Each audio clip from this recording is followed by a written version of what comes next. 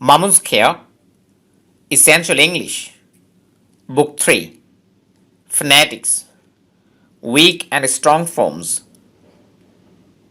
In English language, some words have two types of pronunciations.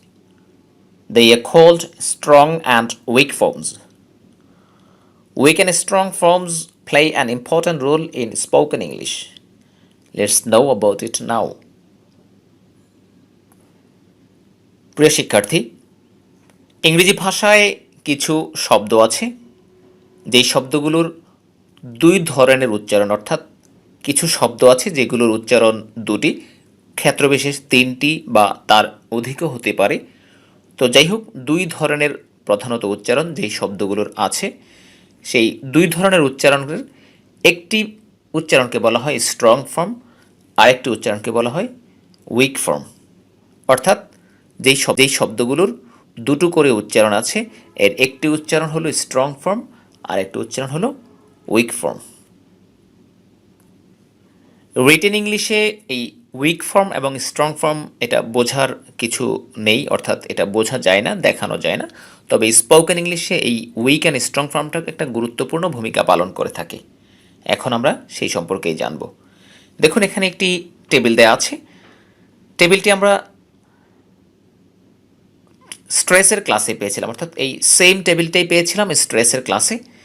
তো স্ট্রেসের ক্লাসে আমরা যেখানে আলোচনা করেছিলাম সেখানে স্ট্রেসকৃত ওয়ার্ডগুলো ছিল কন্টিনিউয়াস, অর্থাৎ বাম পাশের কলামে যেই ওয়ার্ডসগুলো আছে noun, adjective, main verb, adverb, negative auxiliary, এই ওয়ার্ডসগুলো নিয়ে আমরা স্ট্রেসের ক্লাসে আলোচনা করেছিলাম।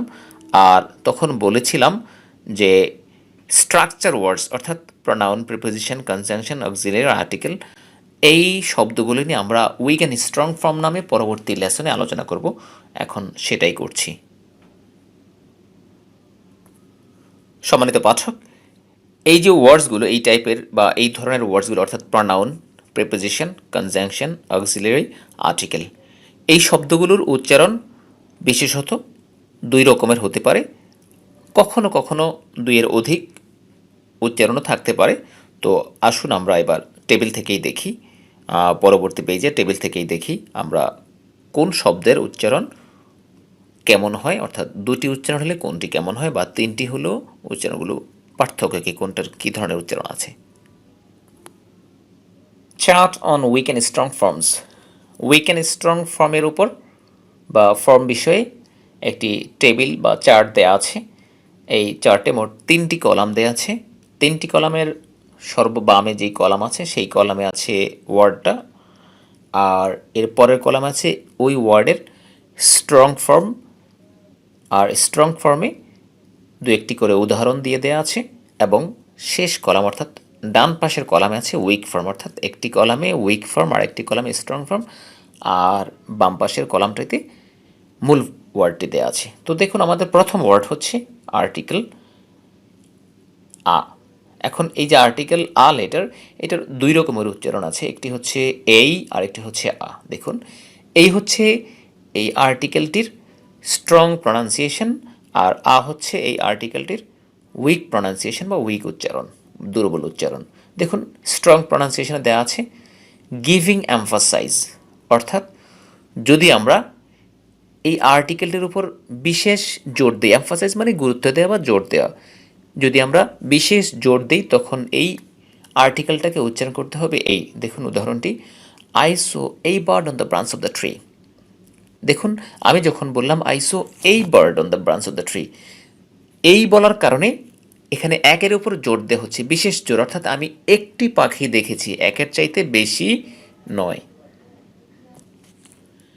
এবার দেখুন উইক ফর্মে কী দেওয়া আছে, উইদাউট গিভিং এমফাসাইজ, অর্থাৎ যখন এই আর্টিকেলটির উপরে বিশেষ জোর দেয়া না হয় তখন এটার উচ্চারণ হয় আ। দেখুন, take a mango, take a mango. এখন এই যে টেক আ ম্যাঙ্গো, এর আমরা আক্ষরিক অর্থ করলে এরকম অর্থ দাঁড়ায় যে একটি আম খান, কিন্তু আসলে একটির উপর এখানে জোর নেই, মূলত আম খান। হয়তো আপনাকে আম একটি পুরো দেয়া হয়নি, কেটে কেটে টুকরো টুকরো করে আম দেয়া হয়েছে, তারপরে বলা হচ্ছে টেক এ ম্যাঙ্গো, অর্থাৎ এখানে এই আর্টিকেলটির বিশেষ কোনো অর্থ নেই, এটা হচ্ছে অনির্দিষ্ট হলেই তখন আর্টিকেল বসাতে, সে কারণেই বসানো। আর্টিকেলে এক সংখ্যার উপর জোর দেওয়া হয়নি। আবার দেখুন টেক আ রেস্ট, পরের উদাহরণটি টেক আ রেস্ট। এখন বিশ্রাম নিন, এখন বিশ্রাম কিন্তু একটা দুটো হতে পারে না, এখানে এই আর্টিকেলটিরও কোনো বিশেষ অর্থ নেই, অর্থাৎ এক অর্থের উপর এখানে জোর দেওয়া হয়নি, সে কারণে জোর দেওয়া যেহেতু হয়নি সে কারণে এটির উচ্চারণ টেক আ রেস্ট। এর পরের লাইনে আমাদের যেই ওয়ার্ড আছে সেটি হচ্ছে অ্যান আর্টিকেল, এটিও একটি আর্টিকেল অ্যান। এই অ্যান আর্টিকেলটির উচ্চারণ মৌলিকভাবে দুটো, একটি হচ্ছে অ্যান আর একটা হচ্ছে আন। দেখুন উপরে আন, অ্যান এবং নিচে আন, এবং আনের পাশেই দেয়া আছে শুধু ন, অর্থাৎ কখনো কখনো এই আনের নটা অস্তিত্ব টিকে থাকে, শুধু নটা টিকে থাকে। যাই হোক, আমরা এবার স্ট্রং ফর্মটা প্রথমে দেখি। গিভিং এমফাসাইজ, এখানেও বলা হচ্ছে যদি জোর দেওয়া হয় এই অ্যানের উপর বেশি জোর দেওয়া হলে, গুরুত্ব দেওয়া হলে, তখন এটাকে উচ্চারণ করতে হয় অ্যান। যেমন an honest man is required for the post, অর্থাৎ এখানে বলা হচ্ছে এই পোস্টটির বা পদটির জন্য একজন সৎ লোক প্রয়োজন। একজন অর্থাৎ একের উপর, মানে বোঝানো হচ্ছে যে একজন সৎ লোক হলেই এই পোস্টটি ঠিক মতো চলবে, অর্থাৎ একের উপর এখানে এক সংখ্যার উপর জোর দেওয়া হচ্ছে। An honest man is required for the post.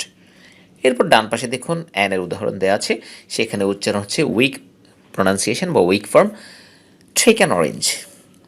Take an orange, এখন টেক অ্যান অরেঞ্জ বলা হচ্ছে, এখন হয়তো এই ম্যাঙ্গো আগের উদাহরণটির মধ্যে এখানে হয়তো আপনাকে পুরো একটি কমলা না দিয়েই কয়েক পিস বা কয়েক কোষ কমলা আপনাকে দেওয়া হয়েছে, এখানে বলা হলো যে টেক এ ম্যাঙ্গো, আপনি ম্যাঙ্গো বা কমলা খান বা কমলা নেন।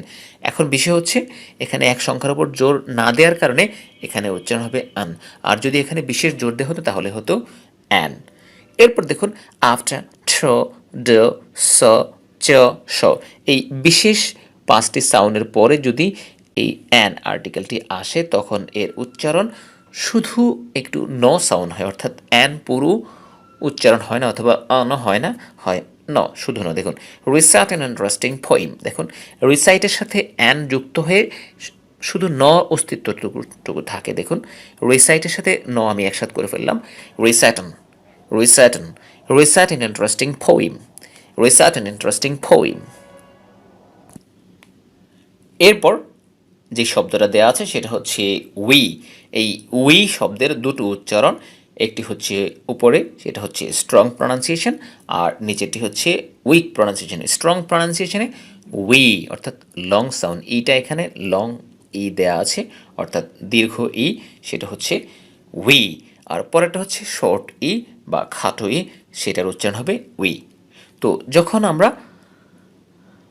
উই উচ্চারণ করব সেটা হবে লং প্রনাউন্সিয়েশন বা এটা হবে স্ট্রং প্রনাউন্সিয়েশন, আর উই উচ্চারণ করলে হবে উইক প্রনাউন্সিয়েশন বা উইক ফর্মস। দেখুন কখন উইক করতে হবে আর কখন স্ট্রং করতে হবে। স্ট্রংয়ের কলামে দেওয়া আছে at the beginning and ending or giving emphasize, অর্থাৎ সেন্টেন্সের যদি শুরুতে থাকে অথবা সেন্টেন্সের শেষে যদি থাকে, অর্থাৎ এই উই শব্দটা যদি সেন্টেন্সের শুরুতে, বাক্যের শুরুতে থাকে অথবা বাক্যের শেষে থাকে, আবার বাক্যের শেষেও না প্রথমেও না, মাঝখানে আছে, যদি মাঝখানে থাকা সত্ত্বেও বিশেষ জোর দিতে হয়, অর্থাৎ এই উই শব্দটার উপর আলাদা গুরুত্ব দেওয়া হয়, তখন এটা লং সাউন্ডে উচ্চারিত হবে, অর্থাৎ তখন হবে উই, আর অন্যথায় মাঝখানে থাকলে হবে উই। দেখুন এবার উদাহরণ যা দেওয়া আছে, we want that don't we, এখানে এই উই শব্দটা সেন্টেন্সের শুরুতে আছে, আবার প্রশ্নের ক্ষেত্রে অর্থাৎ এটি একটি ট্যাগ কোয়েশ্চেন, এই ট্যাগ কোয়েশ্চেনের ক্ষেত্রেও মানে শেষে আবার উইটা আসলো, সুতরাং শুরুতে এবং শেষে আছে, দুই জায়গাতেই আমাদের উচ্চারণ করতে হবে দীর্ঘস্বরে উই।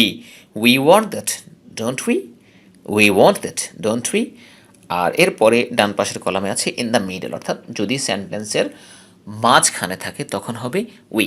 যেমন how can we learn more, দেখুন এখন আমি এই যে উই বললাম উইটা স্পষ্ট শোনাই যায়নি, how can we learn more, how can we learn more, এখন এই যে উই আর বাম পাশের কলামের সেন্টেন্স অর্থাৎ দ্বিতীয় কলামের সেন্টেন্সের উই একইভাবে উচ্চারণ হচ্ছে না, তার মানে মাঝখানে থাকলে উইক ফর্মস অর্থাৎ উইক প্রনাউন্সিয়েশন হবে, আর শুরুতে বা শেষে থাকলে স্ট্রং প্রনাউন্সিয়েশন হবে, অর্থাৎ দীর্ঘস্বরে উচ্চারিত হবে। এর পরের যে শব্দ দেওয়া আছে সেটি হচ্ছে আস, অর্থাৎ উই এর অবজেক্টিভ ফর্ম আস। এবার আস এর দুটো উচ্চারণ, একটা হচ্ছে আস অর্থাৎ মুখ সম্পূর্ণ ওপেন করে শর্ট সাউন্ড আস। আর আরেকটি হচ্ছে স সাউন্ড, যেটা মুখ একেবারে সামান্য ওপেন করে শর্ট করে বলতে হবে আস। একটি হচ্ছে আস, আরেকটি হলো আস। আস আস, পার্থক্যটুকু ফিল করুন। আস আস। এবার আমরা কখন আস আর কখন আস, যদি সেন্টেন্সের শেষে থাকে তখন হবে আস। এই আস শব্দটা সেন্টেন্সের প্রথমে আসতে পারে না, কারণ এটি একটি অবজেক্টিভ ফর্ম। অবজেক্টিভ ফর্ম এখানে সাধারণত বাক্যের শুরুতে বসে না, সেই কারণে এটি দেয়া নেই। তো যাই হোক, সেন্টেন্সের শেষে থাকলে the book is for us, the book is for us. আর সেন্টেন্সের মাঝখানে tell us the importance, tell us the importance. এখন দেখেন টেলের সাথে আসটা খুব ছোট করে উচ্চারিত হলো, অর্থাৎ আটা ছোট হলো। টেল আস দ্য ইম্পর্টেন্স। এরপরের ওয়ার্ড দেওয়া আছে ইউ। দেখুন, ইউ এর জন্য দুটো স্ট্রং প্রনাউন্সিয়েশন দেওয়া আছে, একটি হচ্ছে ইউ আর একটা হচ্ছে ইউ। আর উইক প্রনাউন্সিয়েশন হচ্ছে ইয়া। এবার দেখুন কখন ইউ হবে আর কখন ইয়া হবে। বলা হচ্ছে at the beginning and ending or giving emphasize, অর্থাৎ সেন্টেন্সের শুরুতে থাকলে অথবা সেন্টেন্সের শেষে থাকলে আর সেন্টেন্সের মাঝখানে থাকা সত্ত্বেও যদি বিশেষ জোর দেওয়া হয় তখন ইউ উচ্চারিত হবে। তো সেটা হচ্ছে, এবার উদাহরণ দেখুন, you like it don't you, you like it don't you. আর যদি সেন্টেন্সের মাঝখানে থাকে, অর্থাৎ বাক্যের মাঝখানে যদি এই ইউ শব্দটা থাকে, তখন এটা আর স্ট্রং প্রনাউন্সিয়েশন হবে না, তখন এটা উইক প্রনাউন্সিয়েশন হবে, উইক ফর্মে উচ্চারিত হবে। সেটা হলো what you want, what do you want. এখন দেখুন, ডু ইউ না হয় ya, d'ya d'ya. What do you want. এরপরে sentence, do know them, do you না হয় হয় ya, d'ya d'ya. Do you know them, do you know them. এরপর you শব্দের পজেসিভ রূপ ইউর, আমরা যেটাকে সাধারণত ইউর বলি, ইউর, সেটা হচ্ছে ইউ আর ইয়া। এবার at the beginning and ending or giving emphasize, সেন্টেন্সের শুরুতে শেষে অথবা মাঝখানে থাকা সত্ত্বেও যদি বিশেষ জোর দেওয়া হয় তখন হবে ইউ। যেমন your shirt is new, your shirt is new. যেমন তোমার শার্টটি নতুন, এখানে ইউর শার্টের সেন্টেন্সের শুরুতে আসলে এখানে ইউ। আর যদি সেন্টেন্সের মাঝখানে হয় তাহলে হবে ইয়া। যেমন what's your father's name, what's your father's name. এখন ইউর না হয়ে ya, what's ya, what's your father's name, what's your father's name. আচ্ছা, এরপর আমাদের যেই শব্দ আছে সেটা হলো একটি প্রনাউন হি। তাহলে হি শব্দের মোট তিনটে উচ্চারণ, স্ট্রং ফর্ম হচ্ছে হি, অর্থাৎ লং ই সহ হি। আর উইক প্রনাউন্সিয়েশন একটু হচ্ছে হি আর একটা হচ্ছে ই, অর্থাৎ সেখানে হ হারিয়ে যাচ্ছে, সেখানে উইকের দুটোর মধ্যে একটাতে হ নেই। তো দেখুন আমরা কখন হি বলবো আর কখন হি বলবো। এবার দেখুন, at the beginning and ending or giving emphasize, অর্থাৎ সেন্টেন্সের শুরুতে শেষে অথবা মাঝখানে থাকা সত্ত্বেও যদি বিশেষ জোর বা গুরুত্ব দেওয়া হয় তখন হবে হি। যেমন হাউ ইজ হি, সেন্টেন্সের শেষে আছে, আমরা আবার লং সাউন্ড করলাম হি, হাউ ইজ হি।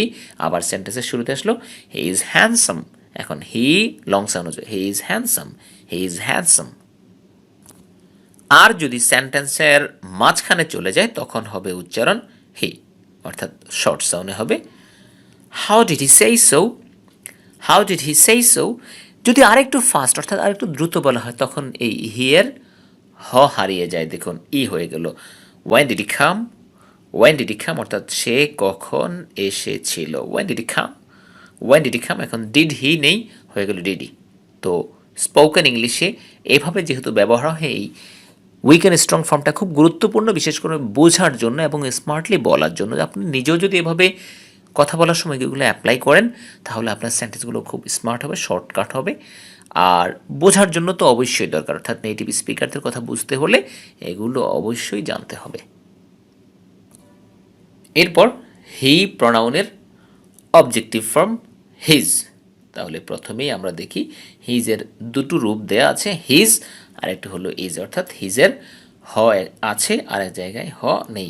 এবার at the beginning and ending or giving emphasis, সেন্টেন্সের শুরুতে অথবা শেষে আর মাঝখানে থাকা সত্ত্বেও যদি এমফাসাইজ করা হয় অর্থাৎ জোর দেওয়া হয় তখন হিজ হতে পারে মাঝখানেও। তো সাধারণত মাঝখানে হয় ইজ। যাই হোক, আমরা উদাহরণ দেখি। His mother is a teacher. His mother is a teacher, এখন হিজ। আর এবার যদি সেন্টেন্সের মাঝখানে থাকে তাহলে হবে is. She is his sister, এখন হিজ হয়ে গেল is. She is a sister, she is a sister, দুটোই ইজ ইজ হয়ে গেল, অর্থাৎ ইজও ইজ, হিজও ইজ। আসলে স্পোকেন ইংলিশে এভাবেই ব্যবহৃত হয়ে থাকে। আর এগুলো বুঝতে হলে এই শব্দগুলো দুটো উচ্চারণ রূপে জানতে হয়, অর্থাৎ উইক ফর্মটা এবং স্ট্রং ফর্মটা দুটোই জানা থাকতে হয়।